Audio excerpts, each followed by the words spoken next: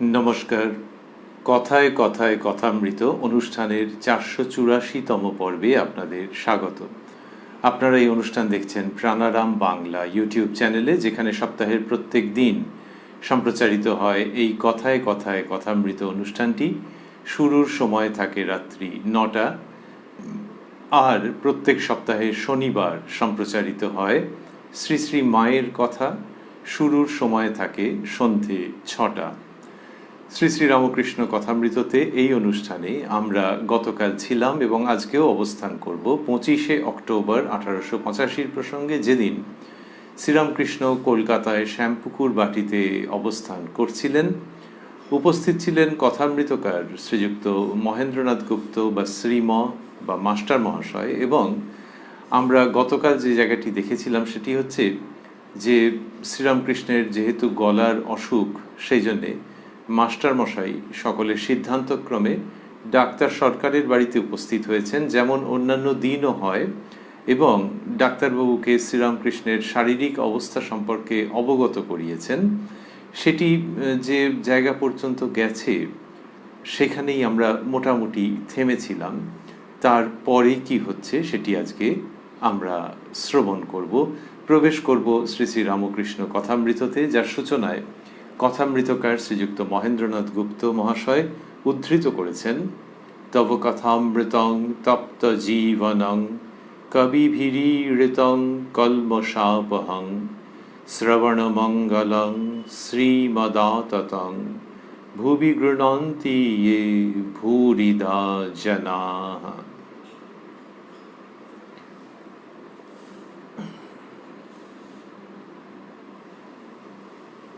কথামৃতকার লিখছেন, মাস্টার ডাক্তারকে আসিতে বলিয়া প্রত্যাগমন করিলেন। এটি আমরা গতকাল শুনেছিলাম যে মাস্টারমশাই ডাক্তারবাবুকে শ্রীরামকৃষ্ণের কাছে আসতে বলে অনুরোধ করে তারপর নিজের বাড়িতে ফিরলেন। তারপর খাওয়া দাওয়ার পর বেলা 3টার সময় শ্রীরামকৃষ্ণকে দর্শন করিয়া সমস্ত নিবেদন করিলেন। বলিলেন, ডাক্তার আজ বড় অপ্রতিভ করেছেন। এটির পশ্চাৎপট যদি আমরা সংক্ষেপে স্মরণ করে নিই, 24শে অক্টোবর, সেদিন ছিল শনিবার, অর্থাৎ আগের দিন। সেই দিনকে ডাক্তারবাবু যখন শ্রীরামকৃষ্ণকে দেখতে গিয়েছিলেন, তখন শ্রীযুক্ত মহিমাচরণ চক্রবর্তী মহাশয় একটা উক্তি করেছিলেন। সেই উক্তিটি ডাক্তারবাবুর ভালো লাগেনি এবং সেটি ইনি এই দিন, অর্থাৎ এই 25শে অক্টোবর মাস্টারমশাই যখন গেছেন তার কাছে ব্যক্ত করেছেন। সেই প্রসঙ্গ শ্রীরামকৃষ্ণের কাছে মাস্টারমশাই নিবেদন করছেন। যতটা আমরা শুনেছি, তারপরে মাস্টারমশাই লিখলেন, শ্রীরামকৃষ্ণ, কি হয়েছে মাস্টার?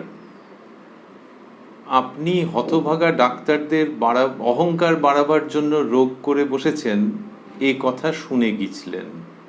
মানে ডাক্তারবাবু এইরকম একটা কথা শুনে গিয়েছিলেন, এটি আমরা আগে পেয়েছি। শ্রীরামকৃষ্ণ, কে বলেছিল? মাস্টার, মহিমা চক্রবর্তী। শ্রীরামকৃষ্ণ, তারপর? মাস্টার, তা মহিমা চক্রবর্তীকে বলে তমগুণী ঈশ্বর। বন্ধনীর মধ্যে লিখেছেন গডস লোয়ার থার্ড, এই কথাটি ডাক্তারবাবু বলেছিলেন। তো মাস্টারমশাই লিখছেন যে তা মহিমা চক্রবর্তীকে বলে তমগুণী ঈশ্বর। এখন ডাক্তার বলছেন ঈশ্বরের সব গুণ আছে। সব গুণের পরে বন্ধনীর মধ্যে মাস্টারমশাই দিয়েছেন সত্য রজ তম। পরমহংসদেবের হাস্য। ঠাকুর এটা শুনে হাসছেন যে ডাক্তারবাবু বলেছেন যে ঈশ্বরের সব গুণ আছে, আর মহিমাবাবুর মধ্যেও ঈশ্বর আছেন, কিন্তু ওই তমগুণটি আছে। মাস্টারমশাই লিখছেন, আবার আমায় বললেন রাত 3টের সময় ঘুম ভেঙে গেছে আর পরমহংসের ভাবনা। বেলা 8টার সময় বলেন এখনো পরমহংস চলছে। এগুলি আমরা গতকাল পেয়েছি। শ্রীরামকৃষ্ণ হাসিতে হাসিতে, ও ইংরাজি পড়েছে, ওকে বলবার জো নাই আমাকে চিন্তা করো, তা আপনিই করছে। যে আমাকে চিন্তা করো, এটা শ্রীরামকৃষ্ণ বলছেন বলবার জো নাই। তো এই শ্যামপুকুর বাটিতে যখন তিনি অবস্থান করছেন, তখন আমরা দেখছি যে শ্রীরামকৃষ্ণের মধ্যে এই ভাবটি দেখতে পাওয়া যাচ্ছে, যেটি আগে সচরাচর দেখাই যেত না, যে তাঁকে চিন্তা করলেই হবে। এই স্বরূপের উন্মোচন শ্যামপুকুর বাটিতে যেন শুরু হয়ে গেছে, যেটি আরও সম্প্রসারিত হতে থাকছে। এরপরে এবং 1 জানুয়ারি 1886 কাশীপুরে সেই ঐতিহাসিক ঘটনায় সেটি আবার রূপ নিচ্ছে অসামান্যভাবে, যেখানে শ্রীরামকৃষ্ণ বলছেন যে আশীর্বাদ করি তোমাদের চৈতন্য হোক। এই যে উনি নিজেই করছেন আশীর্বাদ, জগন্মাতা তার মধ্য দিয়ে কাজ করে যাচ্ছেন, কিন্তু উনি কখনোই আমি করছি এইভাবে আগে সচরাচর প্রায় বলতেনই না। সেটি এখন ধীরে ধীরে দেখা যাচ্ছে। তার মধ্যে নিজস্বতা বলে আলাদা করে কিছু নেই, কিন্তু ভেতরের যে সত্তা, সেটি যে যন্ত্র, তিনি যে যন্ত্রী এইভাবে বলতেন, তারই একটি সম্প্রসারিত রূপ পাওয়া যাচ্ছে এখানে।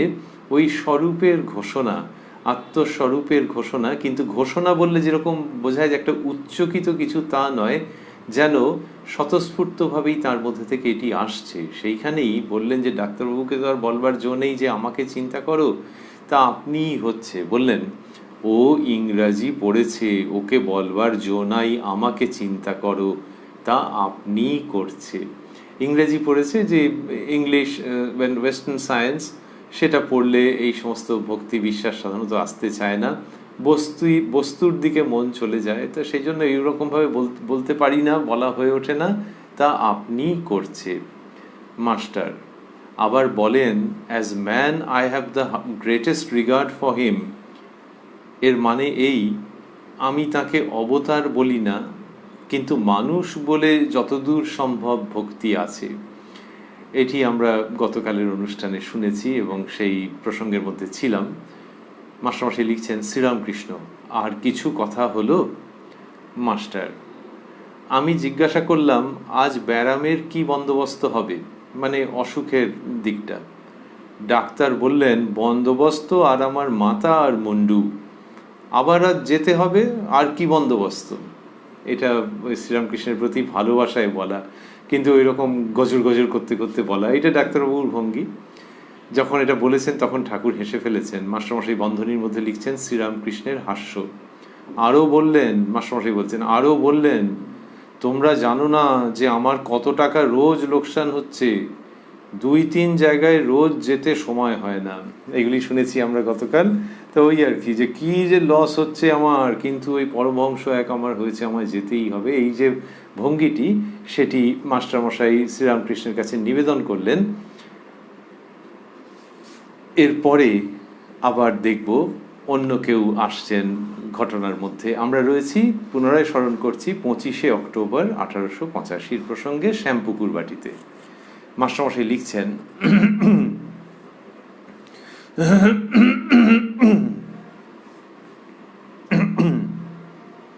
কিয়ৎক্ষণ পরে শ্রীযুক্ত বিজয়কৃষ্ণ গোস্বামী পরমহংসদেবকে দর্শন করিতে আসিলেন, সঙ্গে কয়েকটি ব্রাহ্ম ভক্ত।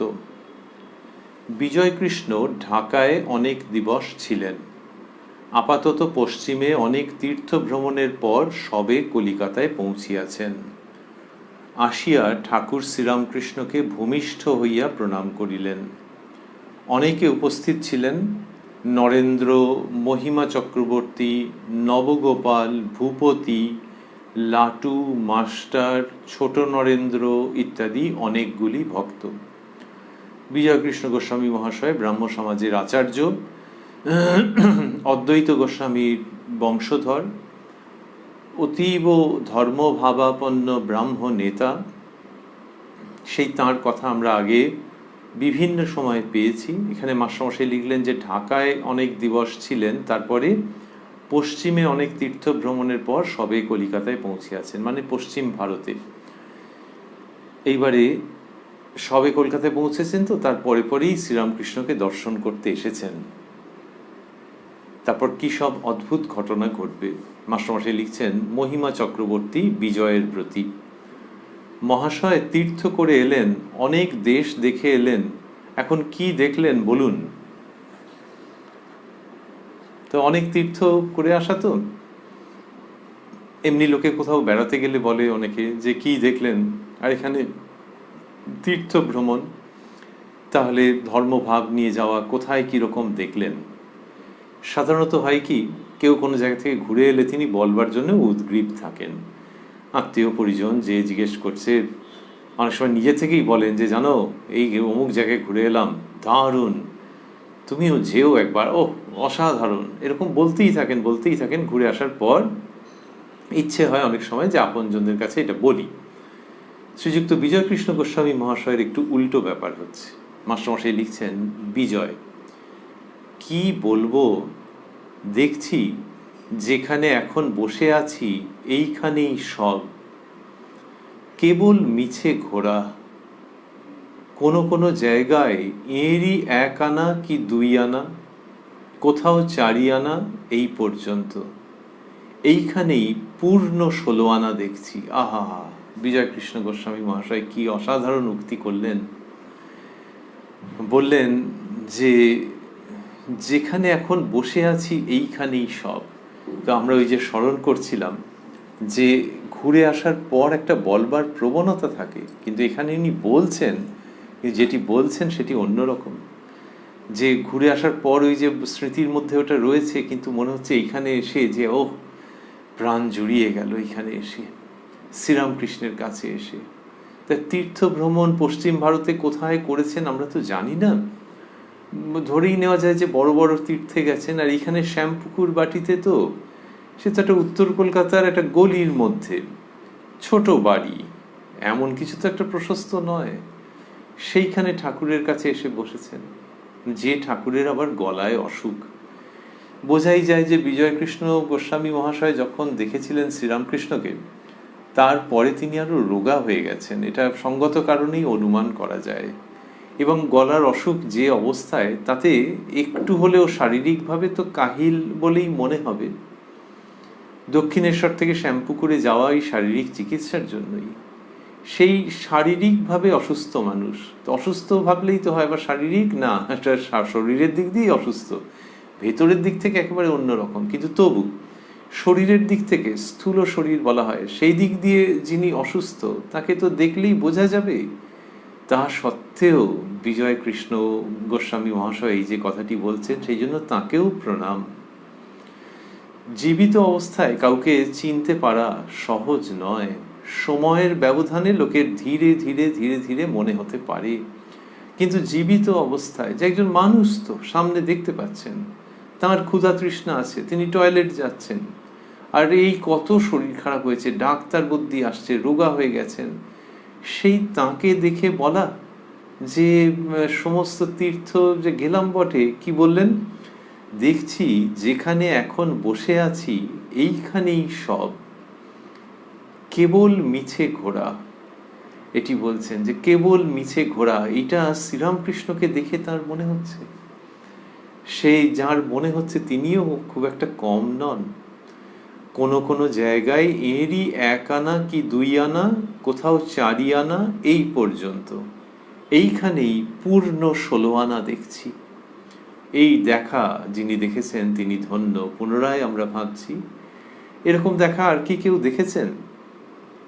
শ্রীরামকৃষ্ণকে প্রথম যখন দর্শন করেন মাস্টার মহাশয় দক্ষিণেশ্বরে 1882 প্রথম দিকে, সেই দিনের সম্বন্ধেই বলেছেন যে তাকে দেখে বা দর্শন করে মনে হয়েছিল যেন সাক্ষাৎ সুখদেব বা শ্রী চৈতন্য যেন পুরীক্ষেত্রে রামানন্দাদি ভক্ত সঙ্গে বসে হরিকথা বলছেন, আর সর্বতীর্থের সমাগম হইয়াছে। এটি মাস্টারমশাইয়ের মনে হয়েছিল। আর এই দিনকে দেখছি 25শে অক্টোবর 1885 বিজয়কৃষ্ণ গোস্বামী মহাশয় এই কথাটি বলছেন, এইখানেই পূর্ণ 16 আনা দেখছি। তাহলে এমনি শ্রীরামকৃষ্ণকে দেখে তার মনে হয়েছে, আবার তীর্থ ভ্রমণ করে এসে নতুন করে মনে হচ্ছে যে এর মধ্যেই 16 আনা। তাহলে কি অন্য তীর্থের মর্যাদা কিছু কম হচ্ছে? আমাদের শাস্ত্রে বলা হচ্ছে যে ভগবান নিজেই আবির্ভূত হন যুগ প্রয়োজনে, তিনি নিজেকে সৃজন করেন, তদাত্মানম সৃজাম্যহম। সুতরাং তীর্থ আছে, সাধু ব্যক্তিগণ আছেন, অধ্যাত্ম সাধনা আছে, তবু ভগবান যখন মনে করেন, শ্রীমদ্ ভগবদ গীতায় তাই তো বলছেন যে যখন মনে করেন যে ব্যালেন্সটার একটু এদিক ওদিক হচ্ছে, তখন তিনি স্বয়ং নিজেকে সৃজন করেন। তাহলে যুগ প্রয়োজনে তার আসা, ধর্মকে পুনরায় সংস্থাপনের জন্য আসা। শ্রীরামকৃষ্ণকে দেখে বা দর্শন করে শ্রীযুক্ত বিজয় কৃষ্ণের যখন মনে হচ্ছে যে এইখানেই 16 আনা, অন্য জায়গায় কম কম কম, তখন শ্রীমদ্ ভগবদ গীতার ওই বাণীর নবতম আন্তরিক স্বতঃস্ফূর্ত সমর্থন যেন উচ্চারিত হচ্ছে। ওই যে বলছেন তদাত্মানম সৃজাম্যহম, সৃজন মানেই সেগুলি আগের যেগুলি আছে সেগুলিকে সারপাস করে যাচ্ছে, ওই যে প্রয়োজন হচ্ছে, মানে আগের প্রভাবগুলি এখন সেগুলোকে আবার স্বমহিমায় আনবার জন্যে, পরম্পরাকে পুনর্জীবিত করবার জন্য এই অবতারের আবির্ভাব। এবং সেই জায়গাতেই আমরা পাচ্ছি বিজয় কৃষ্ণের এই অপূর্ব অনুভূতির অসামান্য উচ্চারণ। বললেন, পুনরায় শুনছি আমরা, এইখানেই পূর্ণ 16 আনা দেখছি। শ্রীরামকৃষ্ণ নিজের সম্পর্কে বলেছেন যে ভেতরে সচ্চিদানন্দ, অন্তরঙ্গদের কাছে 2-1 বার বলেছেন যে দেখলুম পূর্ণ আবির্ভাব। তাহলে সেই সচ্চিদানন্দের পূর্ণ আবির্ভাব তিনি নিজেই বলতেন কখনো কখনো খুব অন্তরঙ্গ ভক্তকে, যে কিরকম পূর্ণ না অংশ না কলা। আর নিজেই অবাক হয়ে যাচ্ছেন, সাক্ষী রূপে দেখছেন এবং দেখে বলছেন যে দেখলুম পূর্ণ আবির্ভাব, যে সেই তিনি সম্পূর্ণরূপে আবির্ভূত হয়েছেন। তাহলে সম্পূর্ণরূপে না হয়ে কেউ আংশিকও হতে পারেন। ওই যে তিনি বললেন অংশ না কলা, এটি আমাদের ধর্মের মধ্যে আছেও। আর নিজে দেখছেন যে পূর্ণ আবির্ভাব, তো সেটা তো তিনি নিজে দেখেছেন, বিস্মিত আনন্দে কচিত কদাচিৎ প্রকাশ করেছেন। আর এইখানে বিজয় কৃষ্ণ বললেন এইখানেই পূর্ণ 16 আনা দেখছি। মহিমা চক্রবর্তী ঠিক বলেছেন, আবার ইনি ঘোরান ইনি বসান। যে ওই যে ঘুরিয়েছেন, মানে তীর্থতে যে গেছেন বিজয় কৃষ্ণ, সেটা মহিমাবাবু বলছেন যে এনারই ইচ্ছে জানবেন ওইগুলো হয়েছে, যে তীর্থগুলো দেখে এসো, দেখে এসে তারপরে বসে দেখো কিরকম মনে হচ্ছে। এইটা মহিমা চক্রবর্তী বলছেন, এটিও শ্রীরামকৃষ্ণের স্বরূপ সম্পর্কে একটি গভীর আস্বাদনজাত মন্তব্য। সেটা বললেন। শ্রীরামকৃষ্ণ নিজেই বলতেন যে সাধু 2 রকম, এক হচ্ছেন বহুদক, আরেক হচ্ছেন কুটিচক। বহুদক মানে যিনি বিভিন্ন তীর্থে ঘুরে বেড়ান কিন্তু মনের শান্তি হয়নি, আর কুটিচক যিনি এক জায়গায় স্থির হয়ে বসেন ও আনন্দ লাভ করেন।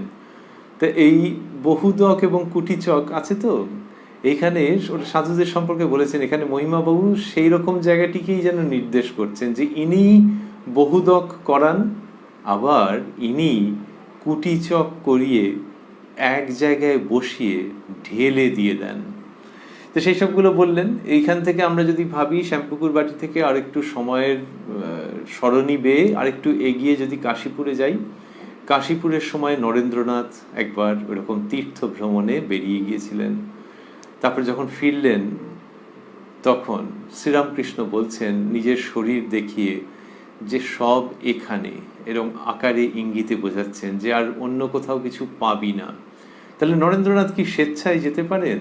ওখানেও তো নিশ্চয়ই শ্রীরামকৃষ্ণের নীরব সম্মতি ছিল, এবং সেটা ওই নরেন্দ্রনাথের উপলব্ধির জন্যই যে এখানেই সব কিছু, সেই জন্যে ঘুরে একবার দেখে আসা। তা কিন্তু শ্রীরামকৃষ্ণ জোর করছেন না, আসার পর এটা শুধু ব্যক্ত করছেন, ভাবটা হচ্ছে যে ঠিক এরকমই বুঝছিস কি না। তখন গলার স্বর আরো ক্ষীণ হয়ে গেছে, খাওয়া দাওয়া অনেক কমে গেছে, শরীর আরো কৃশ হয়ে গেছে, কিন্তু শ্রীরামকৃষ্ণের আন্তঃসত্ত্বা যেন আরো ভাস্বর হয়ে প্রকাশিত হচ্ছে। তো এখানে মহিমা চক্রবর্তী মহাশয় যখন এটি বললেন তখন শ্রীরামকৃষ্ণ বলছেন, মাস্টারমশাই লিখছেন, শ্রীরামকৃষ্ণ নরেন্দ্রের প্রতি, দেখ বিজয়ের অবস্থা কি হয়েছে, লক্ষণ সব বদলে গেছে, যেন সব আউটে গেছে। আউটে যাওয়া মানে ওই দুধ জাল দেওয়া, ওই পদ্ধতিটাকে বলা হয় আউটানো। তো যেন সব আউটে গেছে মানে আরো ঘনীভূত হয়েছে ভাব। আমি পরমহংসের ঘাড় ও কপাল দেখে চিনতে পারি, বলতে পারি পরমহংস কি না। তিনি তো লক্ষণ দেখে সব বুঝতেন, সেটি উল্লেখ করলেন। আর প্রথমে বললেন যে দেখ বিজয়ের অবস্থা কি হয়েছে, লক্ষণ সব বদলে গেছে, যেন সব আউটে গেছে। বিজয়বাবুর মধ্যে ভাব অনেক গাঢ় হয়ে গেছে। এটি নরেন্দ্রনাথ এর সঙ্গে শ্রীরামকৃষ্ণ শেয়ার করছেন। মহিমা চক্রবর্তী মহাশয়, আপনার আহার কমে গেছে? বিজয়বাবুকে জিজ্ঞাসা করছেন, শ্রীযুক্ত বিজয় কৃষ্ণকে। মাস্টারমশাই লিখছেন, বিজয়, হ্যাঁ বোধ হয় গিয়েছে। শ্রীরামকৃষ্ণের প্রতি, আপনার পীড়ার কথা শুনে দেখতে এলাম, আবার ঢাকা থেকে। শ্রীরামকৃষ্ণ, কি? বিজয় কোনো উত্তর দিলেন না, খানিকক্ষণ চুপ করিয়া রহিলেন। ওই যে বললেন আবার ঢাকা থেকে, ওখানে আরেকটা কিছু বলতে চাইছিলেন বলে মনে হয় কথামৃতকার। ওই আবার ঢাকা থেকে তারপর ড্যাশ দিয়েছেন, মানে আরো কিছু বলতে চাইছিলেন বা চুপ করে যাচ্ছিলেন অকস্মাৎ। শ্রীরামকৃষ্ণ যার জন্য বললেন কি? বিজয়বাবু কোনো উত্তর দিলেন না, শ্রীযুক্ত বিজয়কৃষ্ণ উত্তর দিলেন না, খানিকক্ষণ চুপ করিয়া রহিলেন। হয়তো কোনো দর্শন হয়েছিল, যে ঢাকায় বসে দর্শন, এরকম কথা অন্যত্র আছে। তো এখানে হয়তো ঢাকায় বসে কোনো দর্শন হয়েছিল, তাই তিনি তাড়াতাড়ি কলকাতায় চলে এসেছেন, কিন্তু প্রকাশ করলেন না। তবে অসাধারণ কথা বলছেন যতটা আমরা শুনেছি। তারপরে মাস্টারমশাই লিখছেন, বিজয়, ধরা না দিলে ধরা শক্ত, এইখানেই 16 আনা। এইটি বলছেন যে ধরা না দিলে ধরা শক্ত। শ্রীরামকৃষ্ণ নিজে গান গাইতেন, ওরে কুশীলব করিস কি গৌরব, ধরা না দিলে কি পারিস ধরিতে। লবকুশ যখন শ্রীরামচন্দ্রের অশ্বকে আটকালেন, তখন এটি উচ্চারিত হচ্ছে যে ওরে কুশীলব করিস কি গৌরব, ধরা না দিলে কি পারিস ধরিতে। শ্রীরামকৃষ্ণের প্রিয় সঙ্গীতের অন্যতম। এইখানে বলছেন বিজয় কৃষ্ণ মহাশয়, ধরা না দিলে ধরা শক্ত, এইখানেই 16 আনা। এই যে এইখানেই 16 আনা, এই কথাটি দ্বিতীয়বারের জন্য বললেন। আর বললেন যে ধরা না দিলে ধরা শক্ত। কি চমৎকার, যে তিনি যদি দেখা না দেন তাহলে এটা হয় না। তিনি দেখা না দিলে এইটি হয় না। এটা বিজয় কৃষ্ণ মহাশয়ের উপলব্ধি হয়েছে, যেটি গভীরভাবে অনুধাবনের। যে শুধু মানুষ নন, মানুষ হলে তো ঠিক আছে, একজন মানুষ যদি জ্ঞানী গুণী হন, আরেকজন কিছুদিন যদি তার সঙ্গ করেন, বললেন ওরে বাবা, সে যিনি সঙ্গ করছেন তিনি হয়তো বলবেন যে আগে দূর থেকে দেখেছি, শুনেছি, বুঝতে পারিনি, কাছে গিয়ে আলাপ পরিচয়ের পর বুঝলাম এ তো বিরাট লোক। তো সে তো বোঝাই যাবে, স্বাভাবিক। তুমি এখন কাছে গেছো, কয়েকদিন আলাপ হয়েছে, এর আগেও অনেকের হয়েছে যে বিরাট লোক বুঝতে পেরেছে, যাদের যাদের ওরকম আলাপ পরিচয় হয়েছে বা কোনো কার্যসূত্রে যোগাযোগ হয়েছে, এ তো ঠিক আছে। এখানে তা নয়, ওই কাছে গিয়ে গেছো, দেখেছো, কথা বলেছো, তিনিও কথা বলেছেন, তাতেও তার যে স্বরূপ সেটা বোঝা যাবে না যদি না তিনি নিজের থেকে সেটি উন্মোচন করেন। আমাদের উপনিষদে আছে যে সেই পরম সত্তার কথা, যে তুমি অনেক গ্রন্থ অধ্যয়ন করে, অনেক সাধনা করে তাকে পাবে এরকম কোনো মানে নেই। যমে বৈশ বৃণুতে তেন লভ্য ইত্যাদি। তো তিনি যাকে বরণ করেন, ওই আর কি, তিনি যার কাছে নিজেকে ধরা দেন, সেই ব্যক্তি তাকে পান। এইটার মধ্যে একটা অদ্ভুত ব্যাপার আছে, সেটা হচ্ছে যে তিনি ধরা দিলে হবে, অর্থাৎ এটা অঙ্কের নিয়মে এরকম নয়।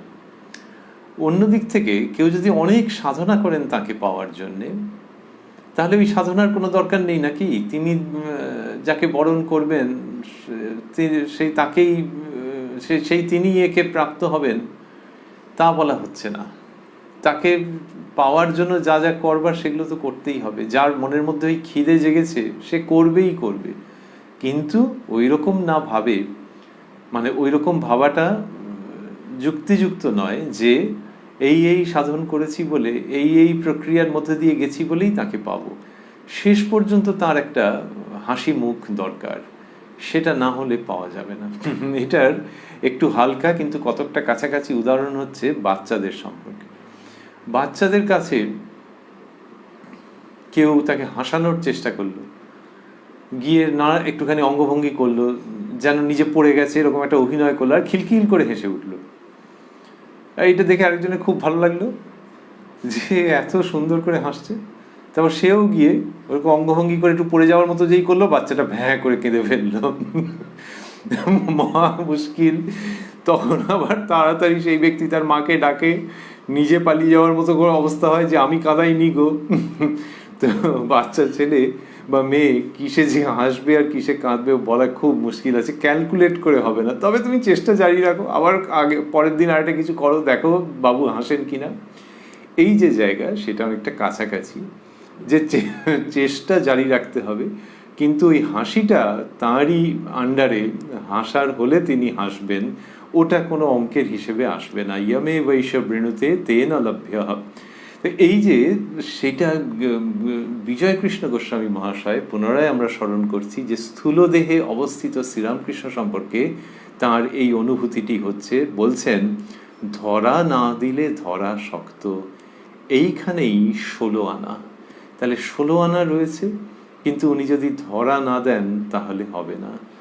পুনরায় যদি কেউ ভাবেন যে কি ধরা দিচ্ছেন না মানে তো কি এটা পার্শিয়ালিটি হচ্ছে, নাকি কেউ সাধনা করলো কিন্তু ধরা দিলেন না, এটা পার্শিয়ালিটির মধ্যে পড়ে না। এই জন্যেই যে কোনো নিয়ম দিয়ে হবে না। এমনিতে পার্শিয়ালিটি যখন, তখন অন্যত্র কোনো নিয়ম পাওয়া যায়, যে একজনকে আরেকজন খুব করে তার সম্বন্ধে বলেছে, স্তুতি করেছে, বাড়িয়ে বাড়িয়ে বলেছে, এই ব্যক্তিও প্রসন্ন হয়ে তাকে অনেক কিছু পয়সা করিয়ে ও তা পাইয়ে দিলেন, তখন লোকে বলে পার্শিয়ালিটি করেছে। ওই পার্শিয়ালিটির মানে কিছু না কিছু একটা কারণ আছে।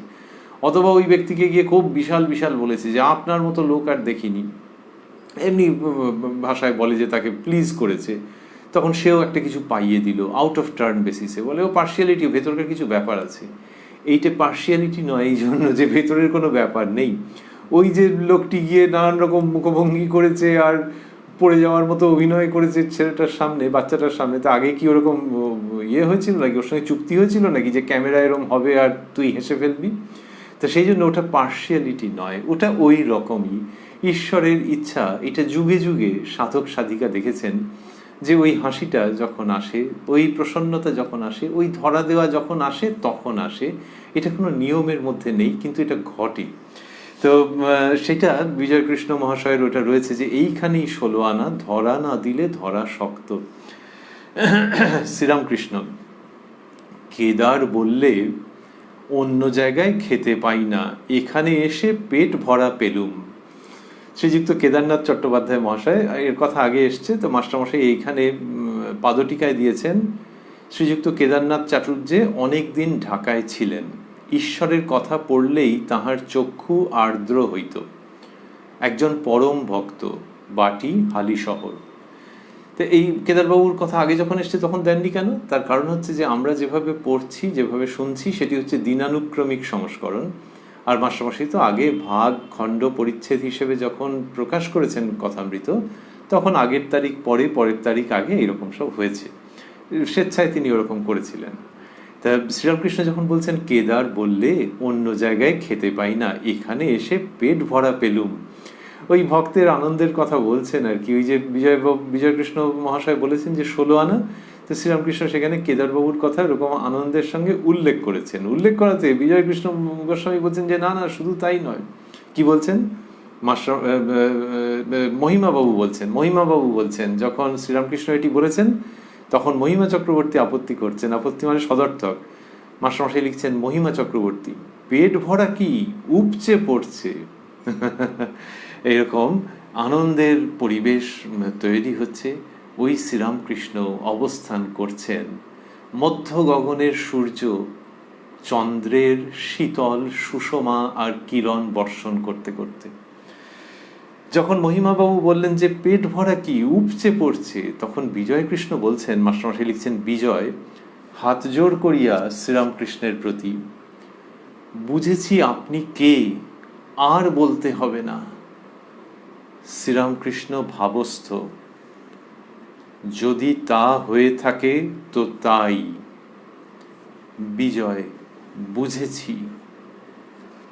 এইটা ঘটছে হঠাৎ করে, এরকম যেন দৃশ্যটি আর এক উচ্চতায় আরোহণ করবার উপক্রম করছে। বিজয়কৃষ্ণ বলছেন যে বুঝেছি আপনি কে, আর বলতে হবে না।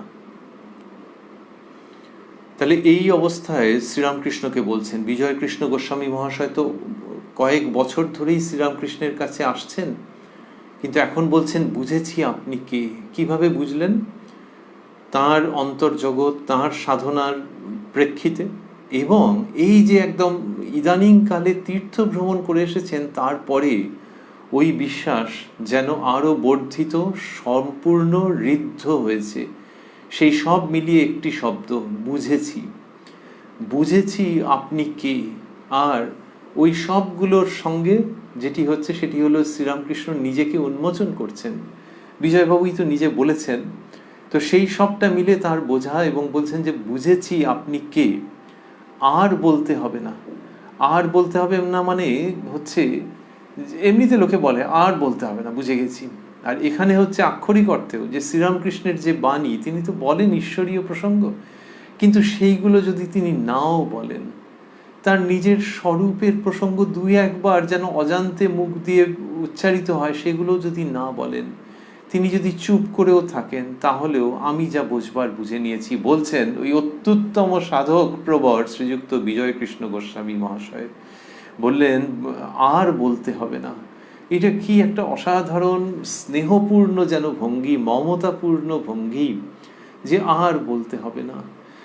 অন্যভাবে ভাবতে গেলে যে অন্যদের মধ্যে যদি কোনো সংশয় থাকে, সেই সব কথা যদি তারা বলে, আমি আমার দু কানে আঙুল দেবো, কারণ আমি বুঝে গেছি। আর ওকে বলতে হবে না, আর অন্য কাউকেও কিছু বলতে হবে না। আমি অন্যদের কথা আর শুনবো না, শোনার প্রয়োজন নেই। আর হ্যাঁ, উনিও যদি কিছু না বলেন, শুধু চুপ করে অবস্থান করেন, তাহলেও আমার কোনো অপ্রাপ্তি নেই। যা বুঝবার আমি বুঝে গেছি।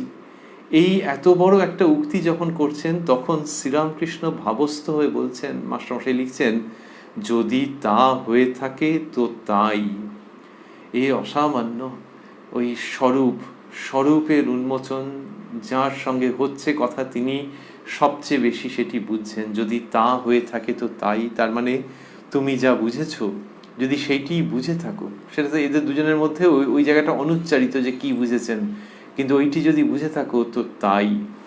বিজয় বুঝেছি, তিনি বললেন।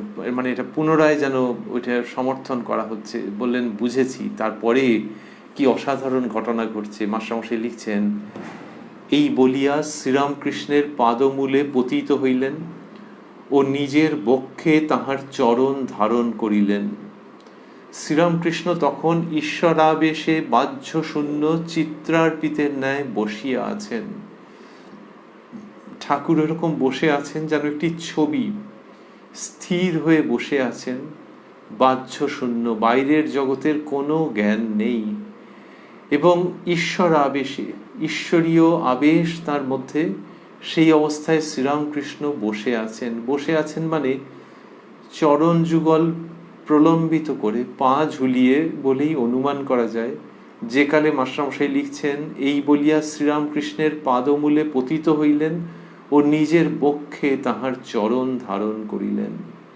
তো ওই পা ঝুলিয়ে বসে থাকুন, সুখাসনে বসে থাকুন, যেভাবেই থাকুন, শ্রীযুক্ত বিজয় কৃষ্ণ শ্রীরামকৃষ্ণের চরণ নিজের বক্ষে ধারণ করছেন। আবারও ভাবছি, ঠাকুর রোগা হয়ে গেছেন আগের থেকে, অনুমান করা যেতেই পারে, কিন্তু তাতে কি? শরীর খারাপ, তাতে কি? দেহ থাকবে না বলেই মনে হচ্ছে, তাতে কি? ভেতরে যিনি, তাকে পেয়ে গেছি, আর তাঁর শ্রীচরণ বক্ষে ধারণ করতে পারছি। এরকম একটা অদ্ভুত অবস্থা হচ্ছে। আর শ্রীরামকৃষ্ণ একেবারে স্পন্দহীন, যেন তিনি সেইভাবে বসে রয়েছেন। মাস্টারমশাই লিখছেন, এই প্রেমাবেশ, এই অদ্ভুত দৃশ্য দেখিয়া উপস্থিত ভক্তেরা কেহ কাঁদিতেছেন, কেহ স্তব করিতেছেন। যাহার যে মনের ভাব, তিনি সেইভাবে এক দৃষ্টে শ্রীরামকৃষ্ণের দিকে চাহিয়া রহিলেন। কেহ তাহাকে পরম ভক্ত, কেহ সাধু, কেহ বা সাক্ষাৎ দেহধারী ঈশ্বরাবতার দেখিতেছেন, যাহার যেমন ভাব। ভক্তেরা কেউ কাঁদতে আরম্ভ করলেন ওই দৃশ্য দেখে, কেউ স্তব করছেন। এ কি অসাধারণ ঘটনা ঘটছে। আবারও স্মরণ করছি যে এটি হলো শ্যামপুকুর বাটিতে 25শে অক্টোবর। মনে হচ্ছে বিবরণ থেকে যে বিকেল সন্ধ্যের দিকে প্রসঙ্গটি ঘটছে, এই ঘটনাটি ঘটছে, সেই প্রসঙ্গ আমরা পাচ্ছি। ওই যে ঠাকুরের চিত্রার্পিতের ন্যায় অবস্থান করা এবং শ্রীযুক্ত বিজয় কৃষ্ণের যে ব্যবহার, সেই সমস্ত দেখে মাস্টারমশাই লিখছেন, এই প্রেমাবেশ, এই অদ্ভুত দৃশ্য দেখিয়া উপস্থিত ভক্তেরা কেহ কাঁদিতেছেন, কেহ স্তব করিতেছেন। একটু আগে লিখলেন ঈশ্বর আবেশে বাহ্য শূন্য, আবার এখন লিখছেন এই প্রেমাবেশ। এই প্রেমাবেশটা কোথায়? প্রেমের আবেশ, সেটা উভয় তরফেই। প্রেম তো একতরফা হতে পারে, আবার এখানে দুরকমই। বিজয় কৃষ্ণ শ্রীরামকৃষ্ণের প্রতি যে ভাব ধারণ করেন এবং শ্রীরামকৃষ্ণ এর প্রতি, তো এই প্রেমের আবেশ হচ্ছে। অদ্ভুত শব্দ আবেশ, বিজ্ঞানে আছে তো, যে একটা কিছুর উপস্থিতিতে আরেকটা কিছুর মধ্যে যে প্রভাব হচ্ছে তাকে আবেশ বলা হয়, ইন্ডাকশন। তো ওই ঈশ্বরীয় প্রেম জগৎ জুড়ে অবস্থান করছে, তারই বিশেষ আবেশ, বিশেষ প্রকাশ ঘটছে এইখানে, এই দৃশ্যের মধ্যে। এই প্রেমাবেশ, এই অদ্ভুত দৃশ্য দেখিয়া ভক্তেরা কেহ কাঁদিতেছেন, কেহ স্তব করিতেছেন। কি অপূর্ব! আমরা আবারও ভাবছি যে সেই বরং কিঞ্চিত অল্প পরিসর শ্যামপুকুর বাটি, সেইখানে এই ঘটনা ঘটছে যেন সাক্ষাৎ স্বর্গ নেমে এসেছে। যাহার যে মনের ভাব, তিনি সেইভাবে এক দৃষ্টে শ্রীরামকৃষ্ণের দিকে, যাহার যে মনের ভাব তিনি সেইভাবে এক দৃষ্টে শ্রীরামকৃষ্ণের দিকে চাহিয়া রহিলেন। কেহ তাহাকে পরম ভক্ত, কেহ সাধু, কেহ বা সাক্ষাৎ দেহধারী ঈশ্বরাবতার দেখিতেছেন, যাহার যেমন ভাব। তাহলে যার যেরকম ভাব সেই রকম তাকে দেখছেন। কেউ পরম ভক্ত মনে করছেন শ্রীরামকৃষ্ণকে। তাহলে ভক্তেরা যারা ওখানে বসে আছেন, এটা মাস্টারমশাইয়ের অনুমান যে কেউ হয়তো ভাবছেন তিনি ঠাকুরকে যে তিনি পরম ভক্ত, কেউ ভাবছেন সাধু, আবার কেউ বা ভাবছেন যে ঈশ্বরের অবতার, স্বয়ং ঈশ্বর এইখানে এরই মধ্যে দিয়ে এর রূপে দেহ ধারণ করে অবতীর্ণ হয়েছেন। এইসব ঘটনা ঘটছে এবং মহিমাচরণ বাবু গান করছেন।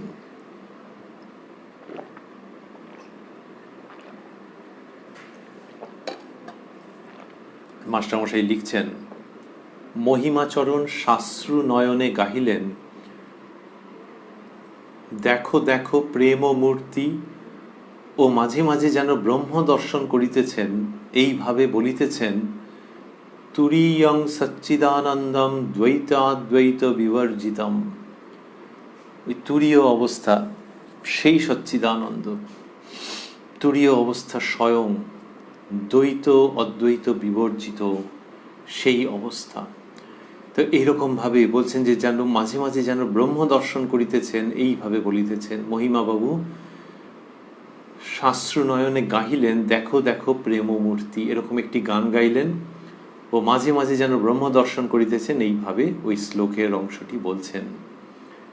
নবগোপাল কাঁদিতেছেন। শ্রীযুক্ত নবগোপালের কথা আমরা পেয়েছি, শ্রীরামকৃষ্ণের অত্যন্ত প্রিয় শুদ্ধ সত্য ভক্ত। নবগোপাল কাঁদিতেছেন। আরেকটি ভক্ত ভূপতি গাহিলেন। এই শ্রীযুক্ত ভূপতির নাম আমরা একাধিকবার পাই।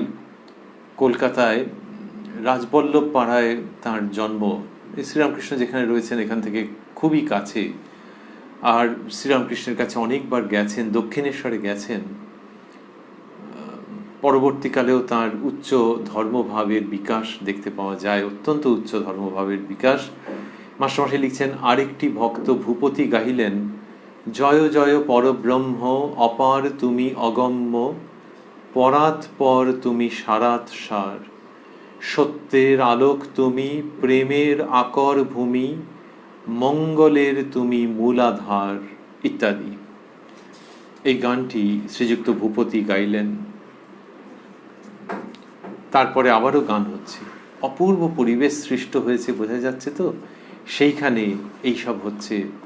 ভূপতি আবার গাহিতেছেন, মাস্টারমশাই লিখছেন, ভূপতি আবার গাহিতেছেন, চিদানন্দ সিন্ধু নীরে প্রেমানন্দের লহরী, মহাভাব রাসলীলা কি মাধুরী মরি মরি, বিবিধ বিলাস রস প্রসঙ্গ কত অভিনব ভাব তরঙ্গ, ডুবিছে উঠিছে করিছে রঙ্গ নবীন নবীন রূপধরি, হরি হরি বলে নবীন নবীন রূপধরি, মহাযোগে সমুদায় একাকার হইল, দেশকাল ব্যবধান ভেদাভেদ ঘুচিল, আশা পুরিল রে আমার সকল সাধ মিটে গেল, এখন আনন্দে মাতিয়া দুবাহু তুলিয়া বলরে মন হরি হরি। আবার গান হচ্ছে, টুটল ভরম ভীতি ধর্ম করম নীতি, দূর ভেল জাতি কুলমান, কাহা হাম কাহা হরি, প্রাণ মন চুরি করি বধুয়া করিলা পয়ান, আমি কেনই বা এলাম গো প্রেম সিন্ধু তটে, ভাবেতে হলো ভোর অবহি হৃদয় মোর, নাহি জাত আপনা পসান, প্রেমদাস কহে হাসি, শুনো সাধু জগবাসী, ऐसा ही নূতন বিধান, কিছু ভয় নাই ভয় নাই। অনেকক্ষণ পরে ঠাকুর শ্রীরামকৃষ্ণ প্রকৃতিস্থ হইলেন। ওই যে বিজয়কৃষ্ণ গোস্বামী মহাশয়ের ওই আচরণ, ঠাকুর শ্রীরামকৃষ্ণের চিত্রার্পিতভাবে অবস্থান সমাধি যোগে, তার পরের কথা মাস্টারমশাই লিখছেন যে অনেকক্ষণ পরে ঠাকুর শ্রীরামকৃষ্ণ প্রকৃতিস্থ হইলেন, তার মানে এই বাহ্য প্রকৃতিতে প্রত্যাবর্তন করলেন, আগে সেই দিব্য জগতে অবস্থান করছিলেন। শ্রীরামকৃষ্ণ মাস্টারমশাই লিখছেন, শ্রীরামকৃষ্ণ মাস্টারের প্রতি কি একটা হয় আবেশে, এখন লজ্জা হচ্ছে, যেন ভূতে পায় আমি আর আমি থাকি না। আহা, বলছেন আমি আর আমি থাকি না। তো এখানে বললেন কি একটা হয় আবেশে, এখন লজ্জা হচ্ছে। এই জগতে যখন আসছেন তাহলে তিনি তো ওইখানে চলে গিয়েছিলেন। এটি হচ্ছে, কাউকে হয়তো বলা হলো যে একটু গান করুন, একটু অনুরোধ করবার পরে তিনি গান করলেন। আর লোকেরা বলেছিল হয়তো যে, এটা কাছাকাছি উদাহরণ, যে লোকেরা বলেছিল যে আমরা শুনেছি আপনি গান করেন, একটু গান করুন না। যখন একটু অনুরোধের পরেই, বেশি অনুরোধ করতে হয়নি, একটু অনুরোধের পরেই ভদ্র মানুষটি গান করলেন, তখন এরা দেখলো এ বাবা, এ তো অন্য রকম, আমরা একটু শুনেছিলাম এ তো বিরাট মাপের, ইস আমাদের বলাটাই কিরকম হালকা হালকা যেন হয়ে গিয়েছিল, এরকম তারা ভাবছেন। আর উনি তার নিজের আনন্দে হয়তো চোখ বুজে গান গেয়েছেন। গান গাইবার পর যখন এরা বলছেন যে আপনি এইরকম, তখন ওর লজ্জা হচ্ছে। কেন? আগে এই লোকগুলি সাধারণভাবে বলেছে, উনিও সাধারণভাবেই একটু লজ্জা করে না না না না করছিলেন, তারপর সাধারণভাবেই গান করেছেন, কিন্তু এখন ওদের চোখ মুখ, এখন ওদের ভক্তি বিহ্বল দৃষ্টি, সেসব দেখে ওরই লজ্জা হচ্ছে যে এই রে। তো এইটা শ্রীরামকৃষ্ণের এইরকম ভাব, যেন তিনি বলছেন কি একটা হয় আবেশে, এখন লজ্জা হচ্ছে। কি অপূর্ব যে মানুষ হিসেবেও যদি তাকে দেখা যায়, তাহলেও এইরকম স্বচ্ছন্দ নিরভিমানিতা, বালকের মতো ভাব, আবার তারই মাঝে মাঝে অতর্কিতে আকাশচারী হয়ে যাওয়া অজান্তেই, এই সবের একত্র সমাবেশ আর কোনোদিন পাওয়া যাবে কিনা আমরা জানি না, বা কখন হবে। তো এইরকম যে বলছেন কি একটা হয় আবেশে, এখন লজ্জা হচ্ছে, যেন ভূতে পায় আমি আর আমি থাকি না। ওই যে লজ্জা হচ্ছে, তো সেই জন্য এই এক্সপ্রেশন ব্যবহার করছেন, যেন ভূতে পায়। তো ভূতে পেলে লোকে কিরম কিরম সব করে, এরম কথিত আছে।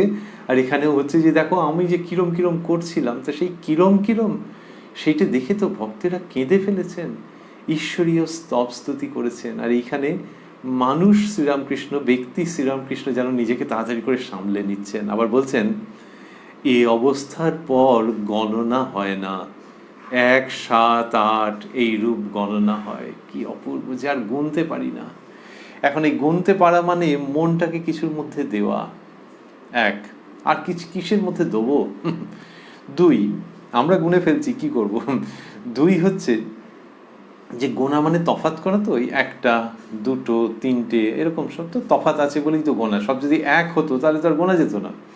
জলকে কেউ গুনতে পারে যে এই একটা জল, এই একটা জল? তবে হ্যাঁ, মাঝখানে যদি একটা রেখা টানো, একটা কিছু ফেলে রাখো, তখন বলবে এই একদিকের জল, এই আরেক দিকের জল। তো একটা তফাতের বোধ থাকলে তবেই তো গণনা হবে। এখানে আর তফাতের বোধ নয়, সবটাই তিনিময়। সেই তিনি মানে ইষ্ট চৈতন্য শ্রীরামকৃষ্ণের কাছে একেবারে একাকার হয়ে যাচ্ছে। তো সেই জন্য তিনি বলছেন যে আর এখানে গুনতে পারি না। দুই হলো।